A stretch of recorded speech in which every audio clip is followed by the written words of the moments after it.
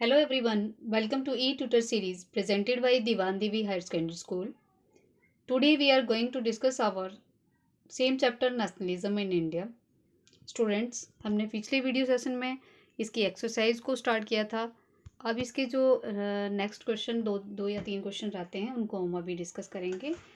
First है discuss the salt March two make clear why it was an effective symbol of resistance against colonialism. कि किस तरह से जो साल्ट मार्च था एक इफेक्टिव सिंबल रहा विद्रोह करने का, विरोध करने का कॉलोनिज्म के अगेंस्ट.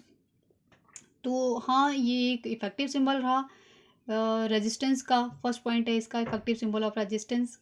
इसका कारण ये रहा कि जो साल्ट है ये it was something consumed by rich and poor alike. ये एक ऐसी आइटम थी जो कि अमीर या गरीब जो थे ये दोनों घरों में जो है वो यूज़ की जाती थी. और ये एक रेजिस्टेंस का इफ़ेक्टिव सिंबल बन सकती थी. गांधी जी ने इसलिए इसको चूज़ किया क्योंकि हर जाति, धर्म, हर तबके के लोग जो थे वो उनके यूज़ की चीज़ थी, एसेंशियल चीज़ थी, इसीलिए. नेक्स्ट है वायलेशन ऑफ ब्रिटिश लॉज. कि ब्रिटिश लॉज को तोड़ना था. सिविल डिसोबीडियंस जो मूवमेंट था उसका मतलब ही यही था कि ब्रिटिशर्स के बनाए हुए कानूनों को तोड़ना. तो नमक कानून को तोड़ने से बड़ा कोई और जो था वो कानून नहीं हो सकता था, क्योंकि नमक को जो टैक्स इतना ज़्यादा लगाया था इसको ब्रिटिशर के द्वारा जो लगाया गया था इसको बहुत सारे कांग्रेसी लीडर या सब जो थे, गांधी जी जो थे, खुद गांधी जी एक सिंफुल मानते थे, पाप मानते थे, इसीलिए इसको तोड़ना जरूरी था. नेक्स्ट है डांडी मार्च. डांडी नामक जगह पे, जैसे कि आपको पता है, गांधी जी ने 11 डिमांड्स रखी थी इरविन के सामने कि, और अल्टीमेटम भी दिया था उनको कि अगर ये 11 डिमांड नहीं मानेंगी, उनमें से एक नमक कानून को तोड़ने वाली भी थी, कि अगर ये नहीं मानेंगी तो हम सिविल डिसोबीडियंस मूवमेंट जो है वो लॉन्च कर देंगे.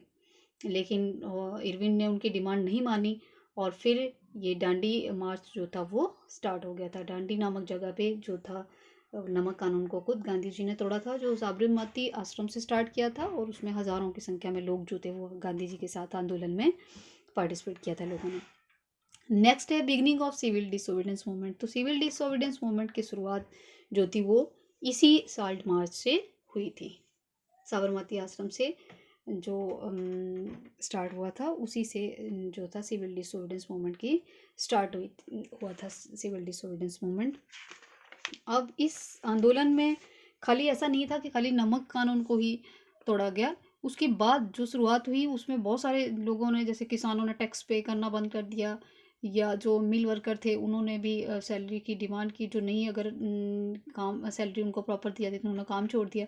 इस तरह से मतलब ये आंदोलन जो था एक बहुत बड़ा आंदोलन जो था वो बन चुका था, जो कि खाली नमक को तोड़ने से नहीं था बल्कि और भी जगहों पे लोग जो थे वो इससे इफ़ेक्ट हुए थे, इसीलिए इसको एक इफ़ेक्टिव सिंबल माना गया रेजिस्टेंस का. नेक्स्ट क्वेश्चन है हमारा कि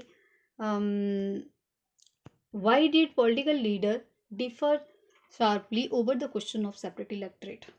कि सेपरेट इलेक्टोरेट के क्वेश्चन पर जो पॉलिटिकल लीडर थे या जो कांग्रेस के लीडर थे उनका डिफरेंट मत क्यों था, यानी कि विभिन्नता क्यों थी. कुछ एक फेवर में थे, कुछ एक जो थे फेवर में नहीं थे. तो क्या वजह थी इसकी, पहले तो ये जानना जरूरी है कि सेपरेट इलेक्टोरेट है क्या. सेपरेट इलेक्टोरेट था कि जो दलित लोग हैं उनके लिए जो है वो रिजर्व कंस्टिट्यूंसी हो, जहाँ पे वो ही खाली इलेक्शन में जो है वो फाइट करें, उनके साथ कोई दूसरा ना खड़ा हो, रिजर्व सीट्स जिनको बोलते हैं, तो वो हो.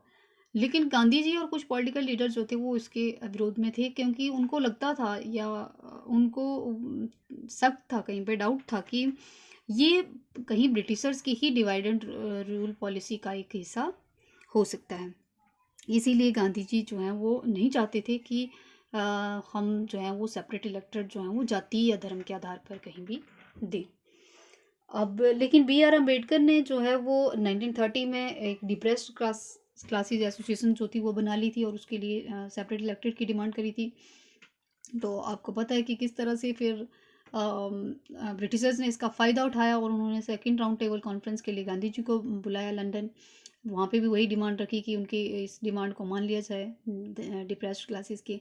लेकिन वहाँ पे गांधी जी नहीं माने. लेकिन फिर जब इंडिया वापस आए तब पूना पैक्ट साइन हुआ और अम्बेडकर की डिमांड को मानना पड़ा, क्योंकि कहीं ना कहीं जो था इसकी कांग्रेस का या आपस में ही लड़ने का जो है वो ब्रिटिशर्स ने ये सोर्स खड़ा कर दिया था।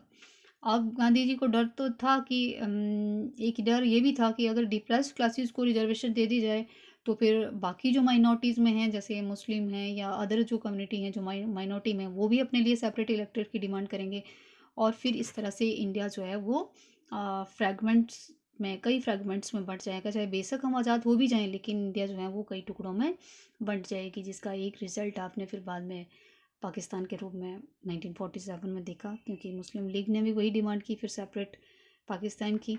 तो धीरे धीरे ये कंट्री को तोड़ने की एक साजिश थी, इसीलिए बहुत सारे लीडर जो थे वो इसके खिलाफ थे। नेक्स्ट क्वेश्चन है आपका, what was the role of women in civil disobedience movement, कि सिविल डिसोबीडियंस मूवमेंट में वुमेन का क्या रोल रहा। तो वुमेन की पार्टिसिपेशन जो थी वो पहले के जो आंदोलन हुए दो, जैसे सत्याग्रह मूवमेंट हुआ या नॉन कोऑपरेशन मूवमेंट हुआ, उसमें वुमेन्स की इतनी पार्टिसिपेशन इतनी ज़्यादा नहीं थी। लेकिन जो सिविल डिसोबीडियंस मूवमेंट हुआ 1930 में स्टार्ट, उसमें वुमेन्स को गांधी जी ने खुद वो कॉल की थी वुमेन्स के लिए।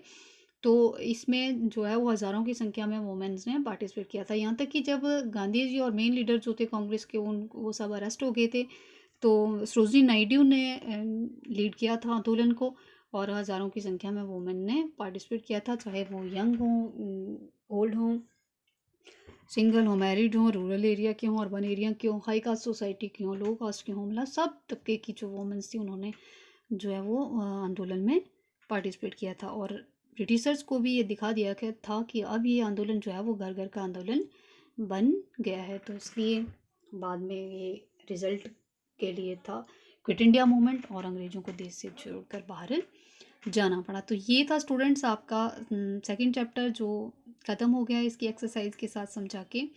तो कल जैसे मेरी बच्चों से बात हुई तो मुझे खुशी हुई कि बच्चों ने फर्स्ट चैप्टर जो है वो लर्न कर लिया, कुछ एक बच्चों ने जो है वो लेकिन थोड़े जो बच्चे हैं उन जिनसे मेरी बात हो पाई है, कुछ एक ने काम भी नहीं किया है बॉयज़ ने।